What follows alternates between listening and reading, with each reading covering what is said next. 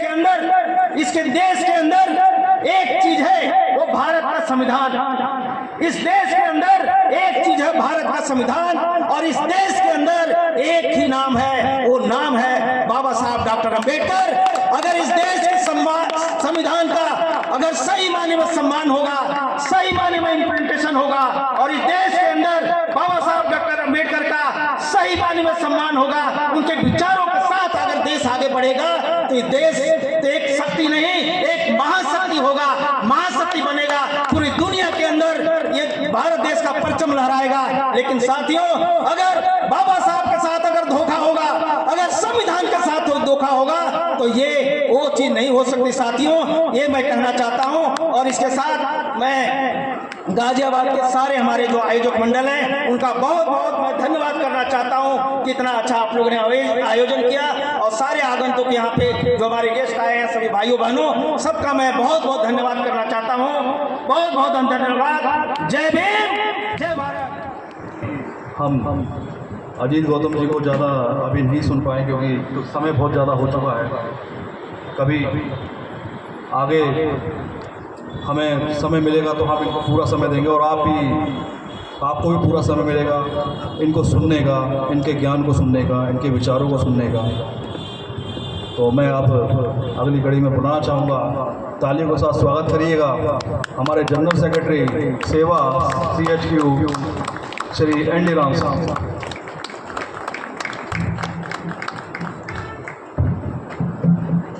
सबसे पहले मैं तथागत बुद्ध को नमन करता हूँ, और देश में जन्मे सभी संतों और गुरुओं को नमन करते हुए, जिनमें प्रमुख रूप से सामाजिक क्रांति के अग्रदूत महात्मा ज्योतिराव फूले,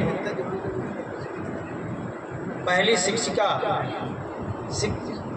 क्रांति के अग्रदूत माता सावित्रीबाई फूले, आरक्षण के जनक छत्रपति साहूजी महाराज, आधुनिक भारत के निर्माता, नारियों के मुक्तिदाता बोधिसत्व बाबा साहब डॉक्टर भीमराव अंबेडकर, आदरणीय आज के इस सभा के मुख्य अतिथि, आप सभी के बहुत ही प्रिय और एक बहुत ही तेज तरार उच्च अधिकारी principal general manager Subhash Chandra ji, इस सभा में उपस्थित विशेष अतिथि बाबा साहब डॉक्टर भीमराव अंबेडकर को अपने आंखों से देखने वाले, उनके साथ बैठने वाले, मानवर कांसीराम के साथ पूरी जिंदगी अपनी बिताने वाले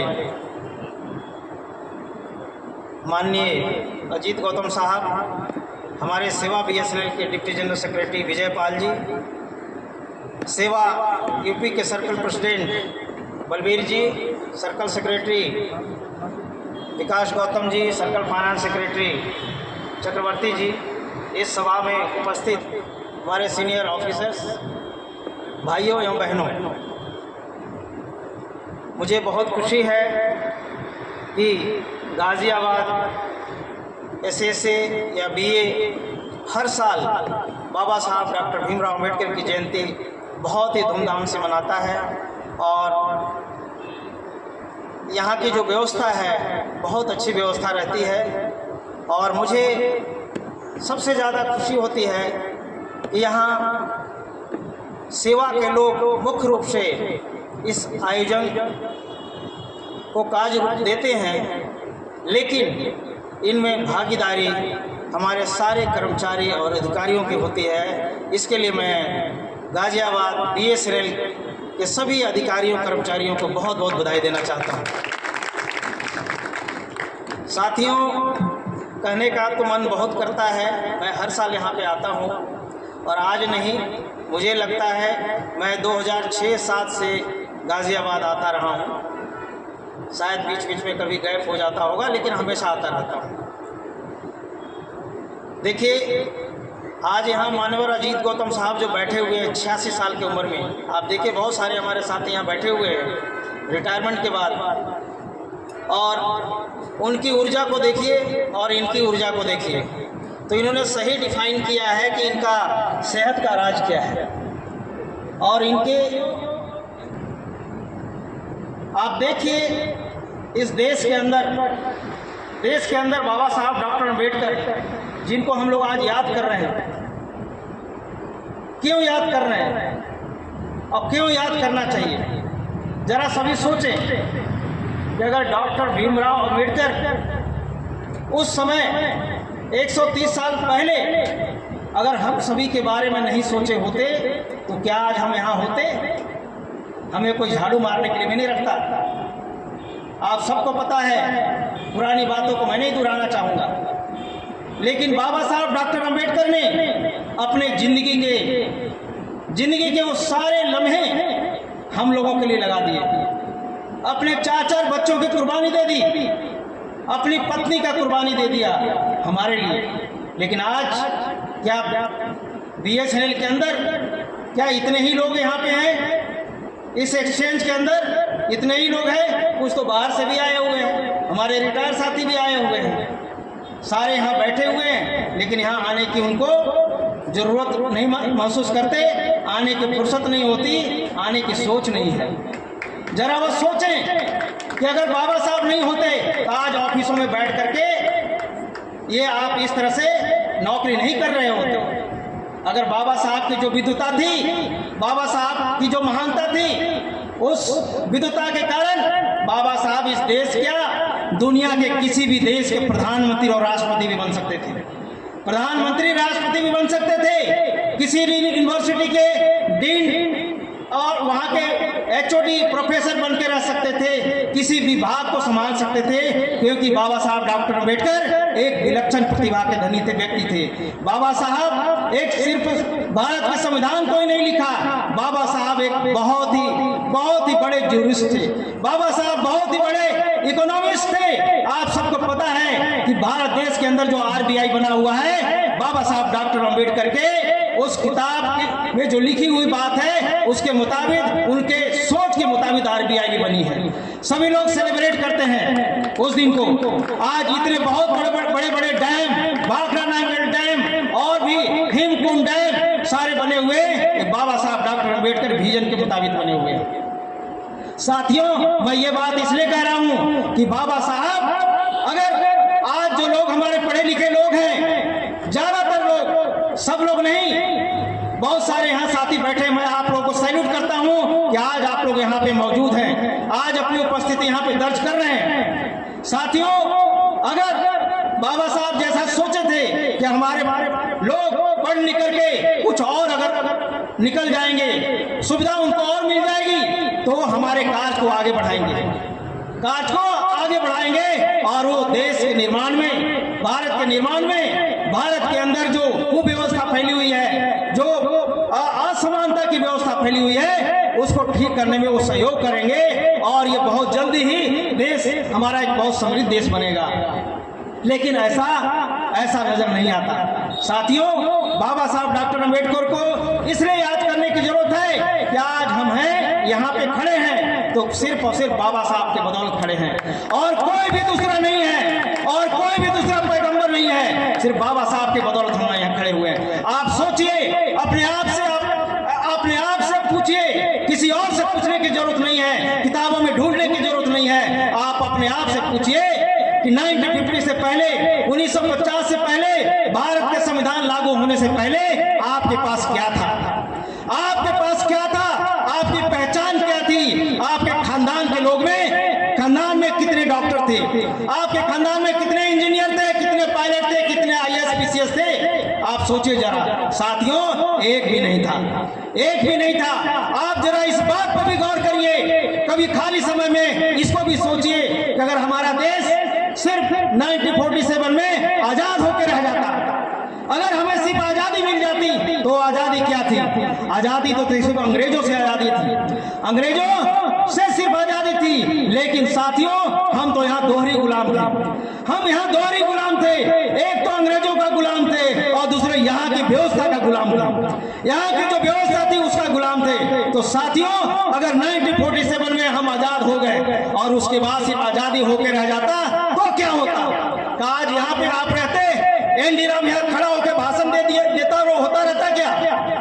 नहीं साथियों, ये नहीं होता।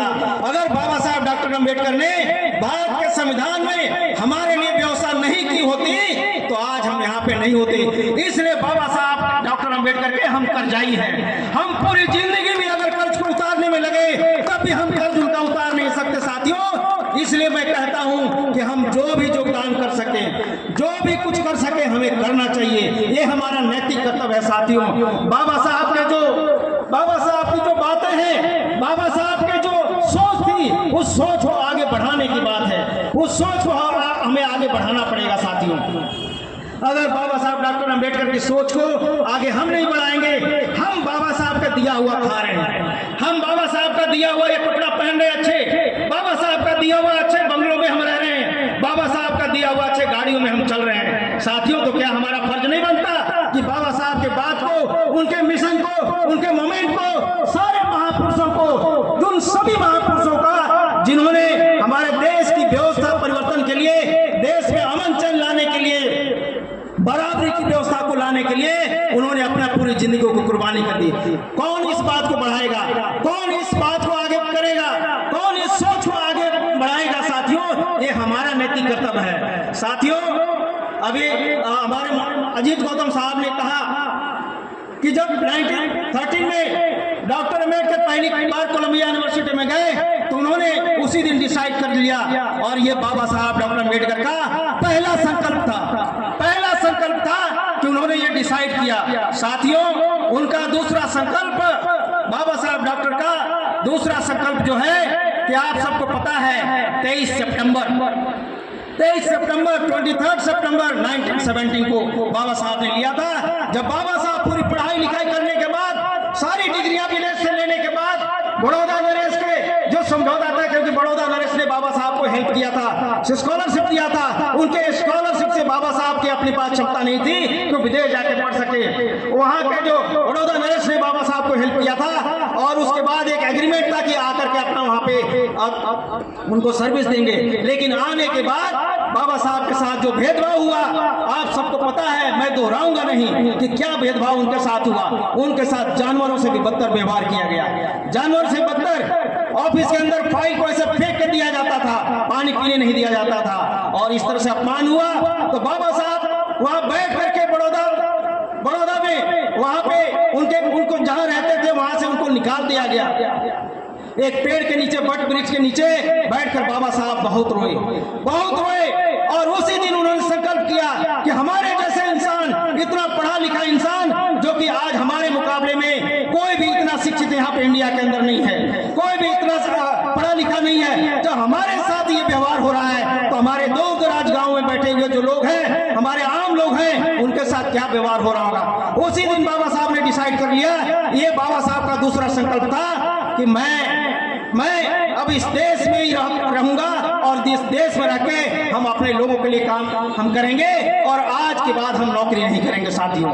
ये बाबा साहब डॉक्टर ने, और वही संकल्प का नतीजा है कि बाबा साहब डॉक्टर अम्बेडकर ने अपनी पूरी जी जान लगा दी भारत का संविधान लिखने में। ये भी आप सबको पता है कि लोग कहते हैं कि संविधान बनाने में और भी लोग थे, 7 लोग थे, लेकिन आप पढ़े लिखे लोग हैं, आप हिस्ट्री में देखिए, आप लोग किताबों में देखिए, आप उसको सबूत निकालिए कि और लोगों का कितना योगदान है। बिल्कुल 7 लोग थे, बाबा साहब ड्राफ्टिंग कमेटी के चेयरमैन थे, और भी मेंबर थे, लेकिन साथियों सबकी 6 लोगों की 6 दशा थी, 6 स्थिति थी, और किन्हीं भी लोगों ने सही योगदान नहीं दे पाया, समय नहीं दे पाए। 2 लोग बीमार थे, एक का डेथ हो गया, कोई 2 विदेश में जाके बस गए, 1-2 लोग दूर रहते थे, अकेला बाबा साहब रह गए। बाबा साहब डॉक्टर अम्बेडकर ने इस देश का संविधान बनाने में अपने उम्र के 10 साल कम कर दिए। जितने आप सबको पता है कि बाबा साहब डॉक्टर अम्बेडकर, उनको शुगर की बीमारी थी, और भी बहुत सारी बीमारियां थी, और इस देश का संविधान लिखने के समय वो सारी बीमारियों से ग्रसित हुए।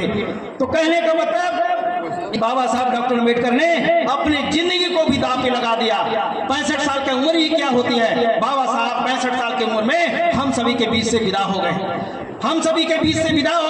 हम लोगों के लिए उन्होंने अपनी उम्र कम कर दिया साथियों। तो क्या हमारा यह फर्ज नहीं बनता कि बाबा साहब के मिशन को, मोमेंट को, बाबा साहब के विचारों के, सारे महापुरुषों के विचारों को हम आगे फैलाएं साथियों। तो साथियों, मैं कुछ और ज्यादा नहीं बोलूंगा। इसके देश के अंदर एक चीज है, वो भारत का संविधान। इस देश के अंदर एक चीज है, भारत का संविधान। और इस देश के अंदर एक ही नाम है, वो नाम है बाबा साहब डॉक्टर अम्बेडकर। अगर इस देश के संविधान का अगर सही मायने में सम्मान होगा, सही मायने में इम्प्लीमेंटेशन होगा, और इस देश के अंदर बाबा साहब डॉक्टर अम्बेडकर का सही मायने में सम्मान होगा, उनके विचारों के साथ अगर देश आगे बढ़ेगा तो ये देश एक शक्ति नहीं, एक महाशक्ति होगा, महाशक्ति बनेगा। पूरी दुनिया के अंदर ये भारत देश का परचम लहराएगा। लेकिन साथियों, अगर बाबा साहब के साथ अगर धोखा होगा, अगर संविधान के साथ धोखा होगा, तो ये वो चीज नहीं हो सकती साथियों, ये मैं कहना चाहता हूं। और इसके साथ मैं गाजियाबाद के सारे हमारे जो आयोजक मंडल हैं, उनका बहुत बहुत मैं धन्यवाद करना चाहता हूं। कितना अच्छा आप लोगों ने आयोजन किया, और सारे आगंतुक यहाँ पे जो हमारे गेस्ट आए हैं, सभी भाइयों बहनों, सबका मैं बहुत बहुत धन्यवाद करना चाहता हूँ। बहुत बहुत धन्यवाद। जय भीम, जय भारत। इसके देश के अंदर एक चीज है, वो भारत का संविधान। इस देश के अंदर एक चीज है, भारत का संविधान। और इस देश के अंदर एक ही नाम है, वो नाम है बाबा साहब डॉक्टर अम्बेडकर। अगर इस देश के संविधान का अगर सही मायने में सम्मान होगा, सही मायने में इम्प्लीमेंटेशन होगा, और इस देश के अंदर बाबा साहब डॉक्टर अम्बेडकर का सही मायने में सम्मान होगा, उनके विचारों के साथ अगर देश आगे बढ़ेगा तो ये देश एक शक्ति नहीं, एक महाशक्ति होगा, महाशक्ति बनेगा। पूरी दुनिया के अंदर ये भारत देश का परचम लहराएगा। लेकिन साथियों, अगर बाबा साहब के साथ अगर धोखा होगा, अगर संविधान के साथ धोखा होगा, तो ये वो चीज नहीं हो सकती साथियों, ये मैं कहना चाहता हूं। और इसके साथ मैं गाजियाबाद के सारे हमारे जो आयोजक मंडल हैं, उनका बहुत बहुत मैं धन्यवाद करना चाहता हूं। कितना अच्छा आप लोगों ने आयोजन किया, और सारे आगंतुक यहाँ पे जो हमारे गेस्ट आए हैं, सभी भाइयों बहनों, सबका मैं बहुत बहुत धन्यवाद करना चाहता हूँ। बहुत बहुत धन्यवाद। जय भीम।